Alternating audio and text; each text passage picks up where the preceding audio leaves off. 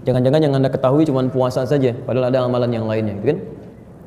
Jadi ada amalan-amalan khusus di bulan Syawal yang diisyaratkan oleh Nabi SAW, langsung bahkan ayatnya turun dari Al-Quran untuk membimbing kita memaksimalkan ibadah ini, khususnya di bulan Syawal yang tengah kita lalui.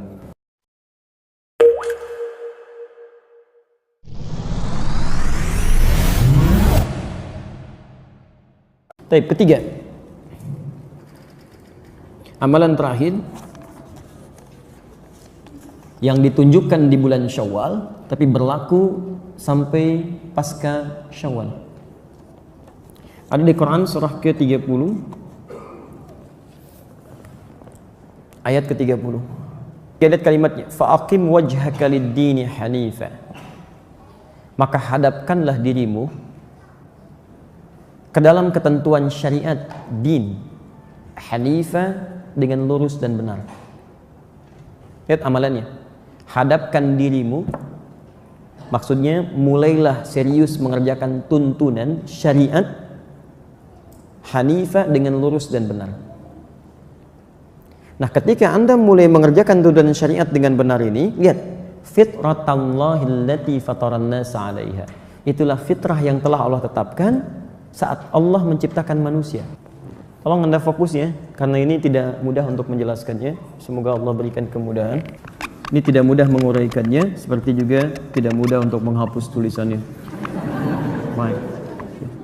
Jangan berikan amalan yang bukan ahlinya. Lihat sini. Fokus sini. Amalan ketiga adalah diistilahkan dengan istilah Al-Quran dengan komitmen untuk mengerjakan aturan syariat. Komitmen mengerjakan aturan syariat, bukan komitmen biasa, dengan cara yang hanif. Hanif itu lurus dan benar, tidak menyimpang. Nah, ketika Anda komitmen mengerjakan tuntunan syariat, aturan syariat itu dengan lurus dan benar, itu oleh Allah disebut fitrah. Fitrah kehidupan kita. Ternyata saat kita diciptakan itu penciptaan kita, tujuan utamanya untuk menjadikan kita memenuhi aturan syariat untuk ibadah. Quran surah 51 ayat 56, wa ma khalaqtul jinna wal insa illa liya'budun. Tidaklah aku ciptakan jin dan manusia itu kecuali untuk ibadah kepadaku. Nah, ibadah yang benar itu kan sesuai dengan aturan syariatnya. Sekarang perhatikan, fokus. Ini disebut oleh Quran dengan fitrah. Taknya terbuka. Gini. Fitratallahi allati fataran nasa 'alaiha. Sedangkan fitrah ini seakar dengan kata fitrun. Fitrun materinya, hasilnya disebut dengan fitrah. Akar katanya disebut dengan fatara. Sifat Allah yang memiliki sifat ini disebut dengan fatir. Sekarang perhatikan, ketika Nabi Ibrahim bertekad memenuhi tuntunan syariat, meninggalkan semua sembahan kaumnya, bahkan beliau meninggalkan matahari, meninggalkan bulan, meninggalkan segalanya untuk menuju kepada Allah, beliau menyebutkan kalimat fatara ini yang kaitannya dengan fitrah. Quran surah ke-6 ayat 79, supaya terukur dengan ini Qurannya.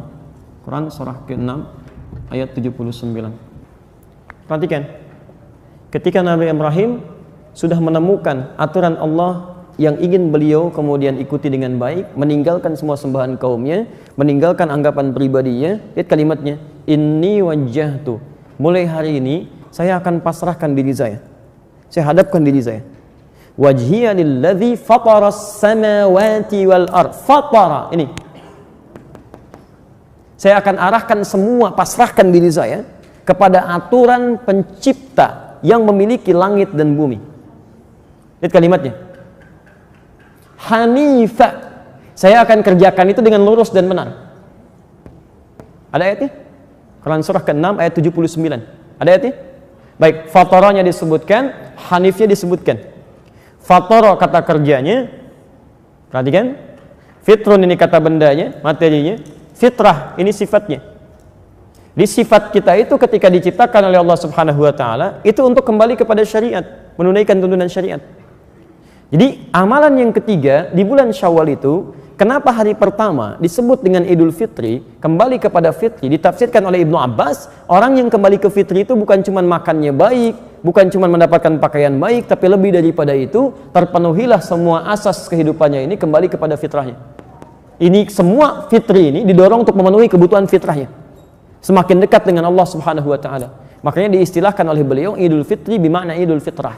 Dikembali kepada fitri itu ditunjukkan dengan bukan hanya ada perubahan dari segi penampilan dan makanan, tapi perubahan dari segi fitrahnya.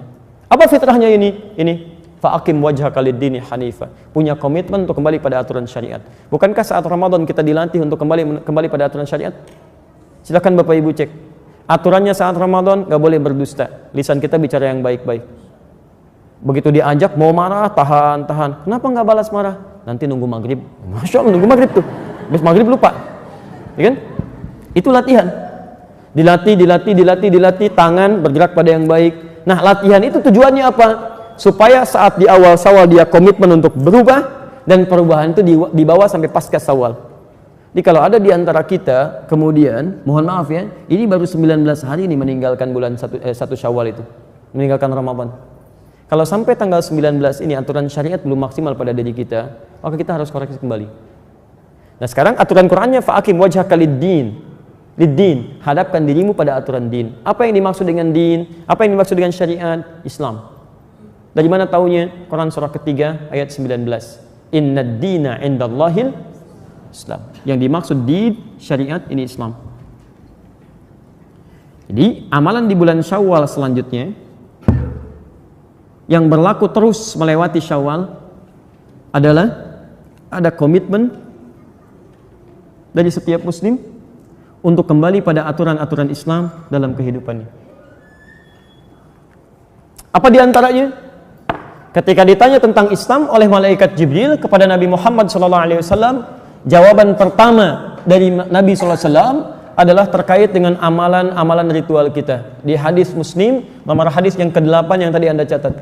Begitu malaikat bertanya pada Nabi SAW, lihat kalimatnya, mal Islam, apa itu Islam? Kata Nabi, lihat, antasyhada an la ilaha illallah wa anna Muhammad Rasulullah. Lihat memaknai kata Hanif, saya komitmen tidak menjadikan Tuhan manapun selain Allah sebagai Tuhan yang layak untuk disembah. Ilah itu Tuhan yang layak untuk disembah. La-nya itu nafi. Jadi kalau Anda mengucapkan la, artinya Anda menafikan Tuhan yang lain. Jadi tidak boleh kemudian ada orang Islam sudah mengucapkan la ilaha illallah, dia masih mengakui ada Tuhan lain selain Islam, selain Allah.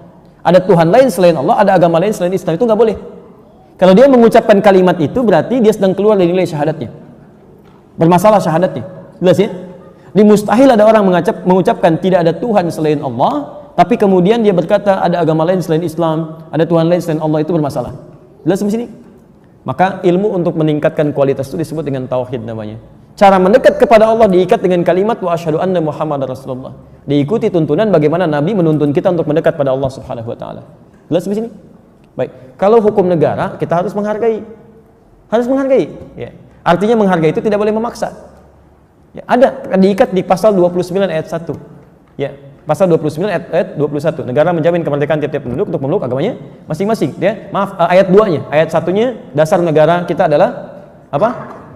Bukan ketuhanan yang Maha Esa. Ya silakan cek. Pasal 29 ayat 1, negara berdasar atas ketuhanan yang Maha Esa. Pasal 29 ayat 2, negara menjamin kemerdekaan tiap-tiap penduduk untuk memeluk agamanya masing-masing dan beribadah menurut agama dan kepercayaannya itu. Silakan cek. Saya menghafal itu waktu SD itu. Kelas 3. Itu tahun berapa itu? Ya, setahu saya demikian. Nggak tahu kalau berubah sampai sekarang, gitu kan? Setahu saya demikian. Nah, yang paling menarik begini. Yang paling menarik, silakan kembalikan. Aturan itu jelas. Kata Quran, la ikraha fiddin. Nggak boleh paksa orang. Jadi kita nggak boleh paksa orang ikutan sholat, ikutan ibadah. Silakan, masing-masing aja. Kita hanya boleh berdakwah dengan lembut. Kalau mau terima, silakan. Tidak, kami nggak akan paksa. Nggak boleh. Tapi juga kita tidak diperkenankan intervensi agama orang lain dengan mengatakan semua agama sama, itu nggak boleh. Kalau semua agama sama, kenapa dia pilih itu, dia pilih ini, dan saya pilih ini? Ya, maka lakukan masing-masing, dan itu toleransi tingkat yang paling tinggi. Zero toleransi itu dalam akidah, toleransi tingkat yang paling tinggi. Paham sampai sini? Baik. Maka kalau ada orang mengatakan dia beriman, dia muslim, tapi masih mengatakan semua agama sama, itu orang sedang sakit. Kurang sehat dia, mungkin lelah itu ya. Nah, yang seperti itu jangan diikuti. Jangan diikuti. Ini satu. Yang kedua, mohon izin saya teruskan. Wa tuqimas shalah. Dia memperbaiki salatnya. Menyempurnakan salatnya, karena iqamah itu sempurna. Maka mohon maaf, coba buat perubahan pada diri kita. Kita harus punya resolusi untuk berubah.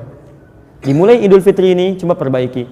Antum dilatih sholat sunnah, sholat tarawih, tahajud, kemudian duhanya nggak ketinggalan saat Ramadan. Masa iya sih dari semua banyak sholat itu tidak membuat sholat kita berubah lebih baik pasca Ramadan? Ayo, ya, maaf. Ini bahasa Quran halus sekali, halus tapi tajam. Bahkan ada orang sholat masih belum tahu, belum paham apa yang dibaca dan dilakukan dalam sholatnya. Mau sampai kapan? Antum rukuk nggak ngerti yang dibaca, sujud gak paham yang diucapkan. Bagaimana bisa khusyuk sholatnya?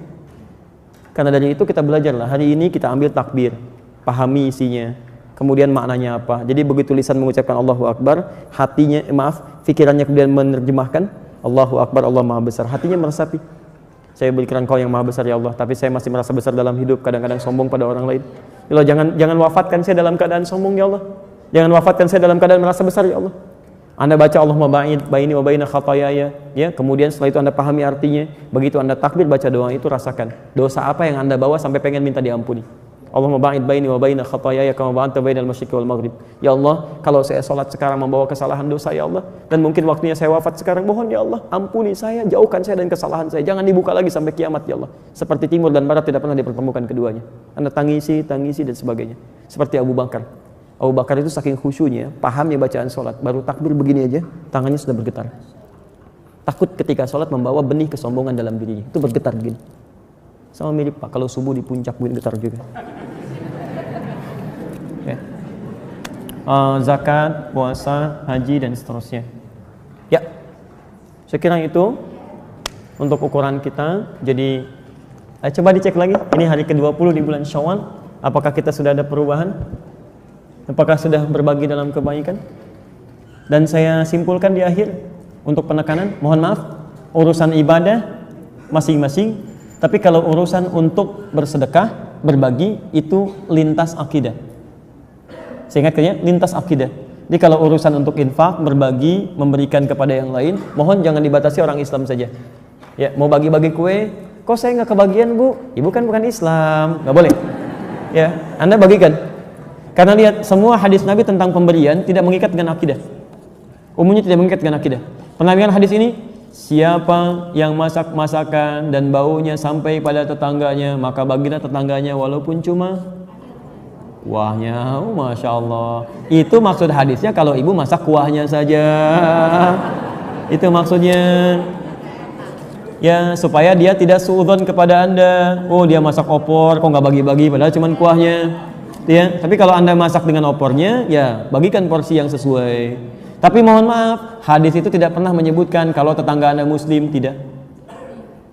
Anda mungkin tinggal di sini, tetangga Anda mungkin ada yang Kristen, yang Hindu, yang Buddha, bagi dia, berikan makanan.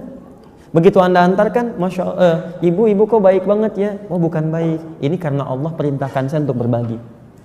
Ini karena Nabi saya yang minta. Terus kalau Nabinya nggak minta bagaimana Bu? Tidak, Nabi tidak mungkin begitu. Pasti berikan kebaikan. Besoknya dia tanya, mungkin masuk Islam. Anda niatkan, ini bagian dari hidayah. Ya, bahkan lebih dalam lagi, saya tadi sampaikan di live school, di beberapa tempat saya sampaikan, bahkan Anda punya pohon pun, mungkin ada pohon-pohon, ada buahnya, ke tetangga Anda walaupun non-muslim. Itu kalau buahnya sampai ke tetangga Anda, hukumnya hakun musytarak, hak bersama. Usahakan sebelum lisannya keluar minta izin, Anda sampaikan. Jadi begitu buahnya berbuah, Anda sampaikan, Pak, Bu, mohon maaf, kenapa? Itu kalau nanti buahnya tumbuh, berbuah dan sudah matang, gak usah minta izin, petik aja, ambil. Oh, saya mencuri dong. Tidak, ibu sudah ngambil, itu hak kita bersama. Dari mana ketentuannya? Itu Nabi saya yang sampaikan. Quran yang berikan aturannya. Boleh saya lihat, tunjukkan. Dia belajar, mungkin masuk Islam. Masuk Islam. Ya, besoknya ayam Anda masuk ke tempat dia. Luar biasa lah. Baik, saya cukupkan sampai di situ deh, nggak saya teruskan. Bismillah, kita berikan waktu supaya ada persiapan nanti ke asar, jadi 5-10 menit ke depan ya. Ustaz, bolehkah niat puasa sunnah Senin Kamis disatukan dengan niat puasa Syawal? Masya Allah, nggak mau rugi ya. Baik. Saya lakukan satu kaidahnya. Ada ulama yang membolehkan menyatukan, ada yang membolehkan silahkan disatukan dalam satu bagian. Tapi juga ada yang memisahkan karena satu niat untuk satu amalan. Tapi ingat, ketika Anda berpindah pada amalan yang lebih tinggi, maka amalan rendah itu akan ikut pahalanya. Misal, amalan rendah ke yang lebih tinggi misal. Amalan rendah itu kalau setiap saat bisa dilakukan, misal Senin Kamis, setiap Senin dengan Kamis. Begitu Anda puasa Senin Kamis, Anda mendapati puasa Syawal misalnya. Ya, berkaitan dengan puasa Seninnya. Anda niatkan Syawalnya, itu Seninnya otomatis dituliskan pahalanya. Karena kebiasaan Anda sudah mengerjakan itu. Nah, rumusnya pindahkan amalan yang rendah, pindah ke yang tinggi. Begitu mengerjakan di yang tinggi di satu yang bersamaan, maka amalan yang biasanya yang rendah sudah dituliskan pahalanya. Jangankan yang ini, Anda puasa Senin Kamis misal. Terus Anda pindah ke puasa Daud. Puasa Daud. Ya, jadi ketika Anda puasa Daud, misal Senin puasa, Selasa tidak. Rabu puasa, Kamis. Anda biasa puasa Senin Kamis. Nah, Kamisnya nggak usah puasa. Nggak usah puasa. Ingat, puasa Senin, Selasa tidak. Rabu puasa, Kamis tidak. Jangan Kamis Anda puasa lagi. Karena Daud itu puasa sehari, puasa tidak. Sehari lagi tidak. Nah, Anda kalau sudah pindah Senin Kamis, berpindah ke puasa Daud, kebiasaan Senin Kamisnya itu sudah tercover di puasa Daudnya. Jadi walaupun puasa Kamisnya Anda tidak puasa, nah Anda sudah dihitung berpuasa karena kebiasaan Anda sebelumnya. Hadisnya yang tadi di Al-Bukhari, "Idza maridal 'abdu aw safar kutiba lahu mithla ma kana 'alaihi muqiman shahihan." Jelas ya? Di Anda nggak usah menyatukan dua niat bersamaan. Kalau ibu sudah terbiasa puasa sunnah Senin Kamis, kemudian puasa Syawal di hari itu puasanya diberikan seketika. Yang paling hebat, Anda biasa puasa Ayyamul Bid, puasa Senin Kamis, tiba-tiba puasa Syawalnya Anda kerjakan di hari itu.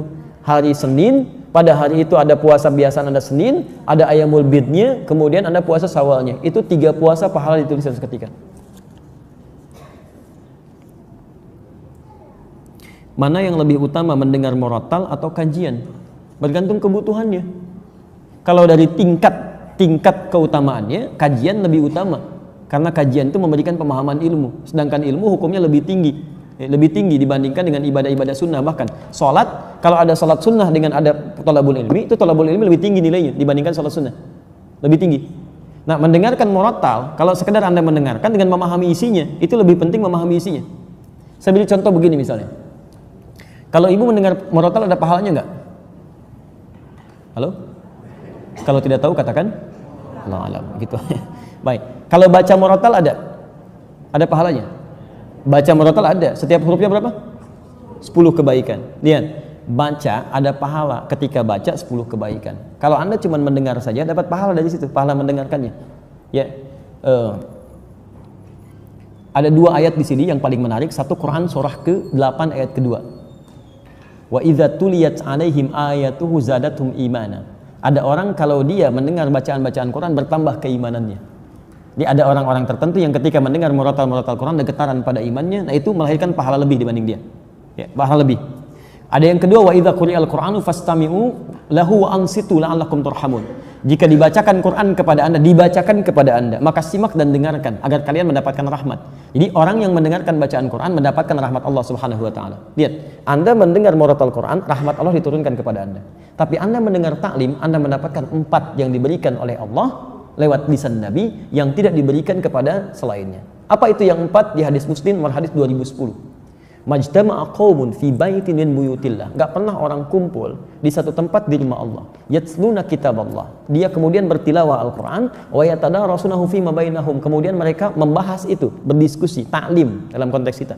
Illa, kecuali diberikan 4 hal. Ghasyiyatuhumur rahmah. Allah akan menaungkan rahmatnya bagi orang itu. Anda mendengar bacaan murattal Quran, rahmat Allah diturunkan. Anda ikut kajian, ikut taklim, rahmat Allah dinaungkan pada Anda. Lihat sini. Apa bedanya naungan dengan turun? Perhatikan, ini satu tempat. Rahmat Allah turun. Kalau turun itu kan bisa di sini, bisa di sini, bisa di sini kan? Halo? Baik ya? Ini kalau masuk di sini yang lain kan nggak kena kan? Tapi kalau dinaungi itu kan semuanya kena. Perhatikan, Anda mendengar bacaan Quran, rahmat Allah turun pada Anda yang di sana belum tentu dapat. Tapi kalau taklim, rahmat Allah dinaungkan, semua kena naungan. Satu. Yang kedua, nazalat alaihimus sakinah. Allah berikan sakinah, ketenangan pada jiwa orang yang belajar. Ketenangan. Orang Anda mendengar bacaan Quran, iman Anda meningkat. Ada getaran pada jiwa. Tapi kalau Anda mendengarkan bacaan-bacaan dari taklim, dari pelajaran, bukan cuma meningkat iman, tapi ada ketenangan dalam diri Anda. Ini hadis kata para ulama menunjukkan 2 hal. Satu, faidah taklim mendapatkan kelebihan lebih. Yang kedua, memberikan gambaran taklim yang benar. Taklim yang benar itu berdampak pada ketenangan jiwa. Jadi kalau Anda belajar dimanapun tidak membuat hati Anda tenang, jauh dari Allah, berarti taklim Anda belum sempurna. Tinggalkan, cari yang lebih baik. Termasuk dengan saya, kalau saya tidak memberikan materi yang bisa menenangkan jiwa Anda, mendekatkan Anda kepada Allah, tinggalkan saya, cari guru lain. Cari guru lain. Saya tidak akan katakan harus ikut dengan saya, tidak. Cari guru lain, ambil faidahnya dan dekatkan diri Anda dengan Allah. Yang ketiga, wa haffathumul malaika. Orang yang ikut ta'lim itu dikerumuni oleh malaikat. Dan yang keempat, wa dzakarahumullahu fi man indah, disanjung-sanjung oleh Allah sampai selesai taklimnya di sekitar makhluk yang ada di sekitarannya. Anda bayangkan, Anda mendengar murat Al-Quran cuma mendapatkan satu, rahmat Allah. Tambahan bonusnya getaran jiwa. Tapi kalau Anda ikut kemudian taklim, pengajian dan sebagainya, dan sifat pengajiannya benar, maka 4 diberikan, 1:4. 1:4. Ya, apalagi dalam bacaan kemudian taklimnya itu disinggung tentang ayat-ayat Allah, dibacakan juga, pahalanya ada, plus lagi dengan yang lainnya dan seterusnya. Allah Ta'ala a'lam bissawab. Wah. Ya, ada kemuliaannya walaupun mungkin tidak sama dengan yang datang. Ya, yang di YouTube ada, Masya Allah, Anda jauh masih mau mendengar, ada orang dekat nggak mau datang. Ya, itu luar biasa gitu kan? Ada pahalanya. Ada pahalanya, pahala dia dari belajar, ada perubahannya, ada materi dia catat, dia pelajari, itu pahala besar sekali. Ada pahala besar sekali, walaupun dia tidak hadir ke tempatnya. Ya, ada pahalanya. Jadi pertama, pahala dari pelajaran dia, pahala dari penyimakan dia, pahala tekad dia berubah, pahala setiap dia menulis, pahala dia mengamalkan. Ada banyak sekali. Ya kan kaidah fikihnya begitu. Ma la yatimul wajibu illa bi fa huwa wajib.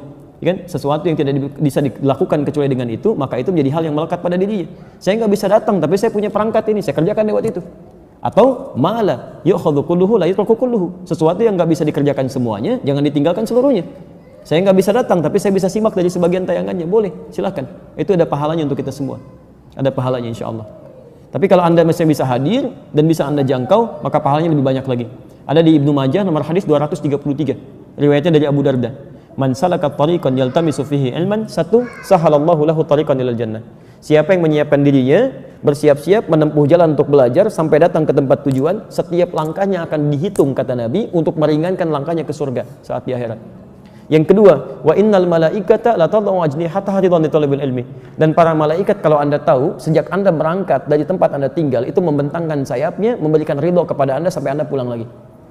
Ya, hanya dijadikan gaib, tidak tampak pada pandangan kita oleh Allah supaya kita nggak khawatir. Kalau ditampakkan malaikatnya begini, Anda nggak akan berangkat tuh. Anda di rumah aja. Kenapa? Ada malaikat. Masya Allah. Baik ya. Baik, itu belum selesai. Dan kemudian yang ketiga, seluruh penghuni langit dan bumi sampai hatal hitan allati fil bihar, sampai paus-paus hiu-hiu yang ada di lautan, yastaghfirun li talibil ilmi, memohonkan ampunan kepada Allah untuk para penuntut ilmu.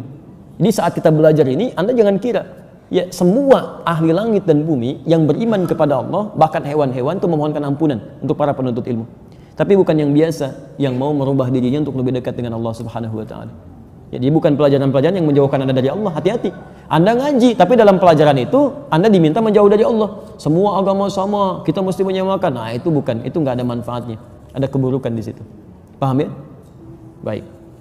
Makanya hasil orang taklim benar itu dengan yang tidak benar itu lain. Kalau orang taklimnya benar, walaupun banyak macet, nggak ada begitu pulang halangin ambulan, misalnya, itu nggak ada. Ya, pasti baiklah, semuanya baik. Jadi saya tidak ingin ada orang-orang yang belajar kemudian, apalagi belajar dengan kita sama-sama, menyakiti orang lain. Tidak boleh ada. Tidak boleh ya. Jadi walaupun Anda parkir, nanti berikan kesempatan supaya berangkat dengan baik dan sebagainya. Ada yang mencela, balas dengan kebaikan. Ya, jangan diolok-olok. Yang salah itu perbuatannya, bukan orangnya. Ya, Anda tahu Fir'aun? Tahu, kita dengar di Quran disebutkan namanya Fir'aun, zalimnya luar biasa. Tapi pernahkah Allah menyebutkan nama aslinya? Tidak. Inisialnya aja. Fir'aun kan dari Faraoh, Raja Mesir, nggak pernah disebutkan namanya, karena yang salah bukan namanya, yang salah perilakunya. Antum lihat Fir'aun, jahatnya luar biasa, begitu dikoreksi, kesalahannya dikoreksi, namanya nggak disebutkan, nama aslinya. Ada orang tidak sejahat Fir'aun, tapi antum celah namanya luar biasa, digunjingkan, dibully habis-habisan. Antum tuh mau bully orang atau mau memperbaiki kesalahan orang? Itu harus dilihat lagi gitu kan, coba cek kembali.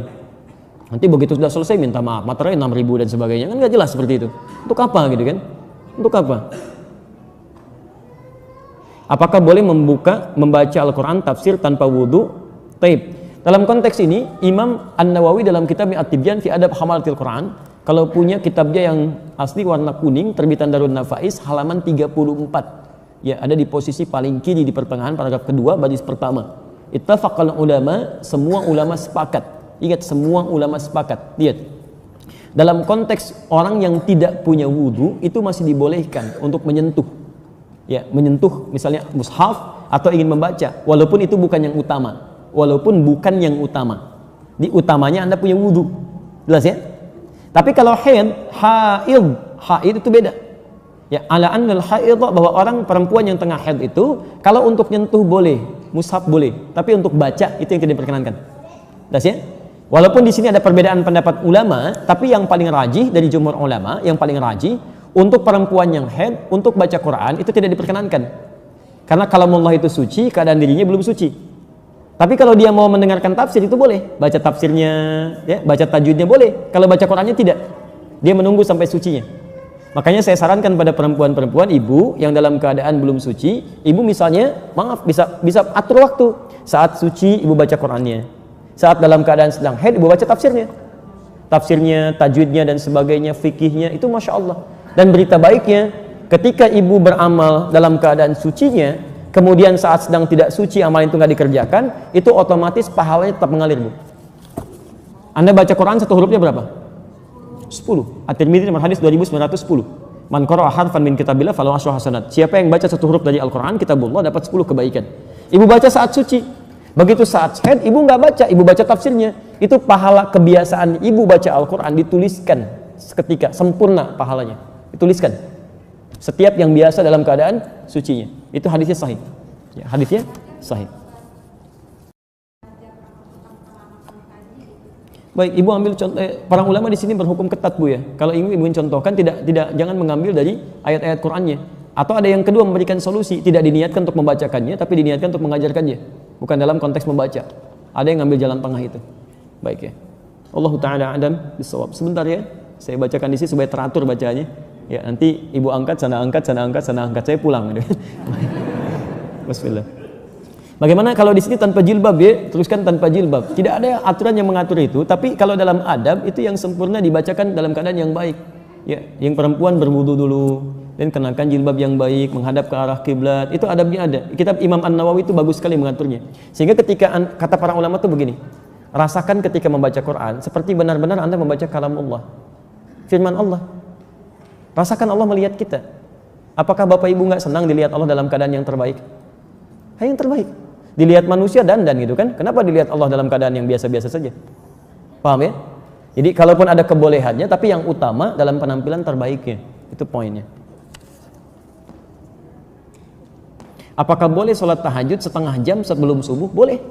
Boleh. Setengah jam sebelum subuh boleh. Yang tidak boleh itu setengah jam setelah sholat subuh. Nah, itu tidak boleh. Oke. Baik, cukup dulu ya. Kami harus segera kembali karena saya nanti akan live dalam sesi Al-Quran Sunnah Solution. Yang belum terjawab di sini ada 1 atau 2. Insya Allah nanti dijawab dalam sesi Quran Sunnah Solution ba'da maghrib. Tersambung live lewat Akhir TV dari Masjid Al-Ihsan PT MVJS di Bekasi. Dan nanti juga ada sambungan interaktif. Kalau Bapak Ibu akan ada pertanyaan lagi, silahkan nanti disampaikan. Kalau ingin cepat langsung di SMS-kan ya ke line dimaksud, nanti akan dibacakan dan dijawab seketika insya Allah.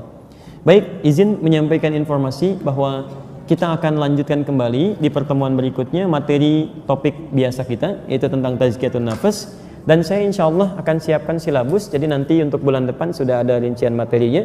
Ini yang dipelajari, outputnya ini. Dan nanti saya siapkan juga mudah-mudahan bisa menuliskan resumnya untuk bisa dibagikan insya Allah. Baik, demikian Bapak Ibu sekalian. Kalau ada benar itu dari Allah dan Rasulnya. Kalau salah itu mutlak dari saya pribadi, mohon dimaafkan. Satu lagi, bagi yang ingin mendalami materi tadi, belum tersambung, nanti saya hari Sabtu akan menyampaikan ulang dengan yang lebih detail dan ada PowerPoint-nya. Itu nanti bisa di-download. Tapi mohon izin mungkin agak jauh, saya sampaikan dari Malaysia yang tersambung lewat Akhir TV nanti insyaallah. Baik ya. Subhanakallahumma wa bihamdika asyhadu an la ilaha illa anta astaghfiruka wa atubu ilaik. Wa akhiru da'wana alhamdulillahirabbil alamin. Wa afu minkum. Assalamualaikum warahmatullahi wabarakatuh.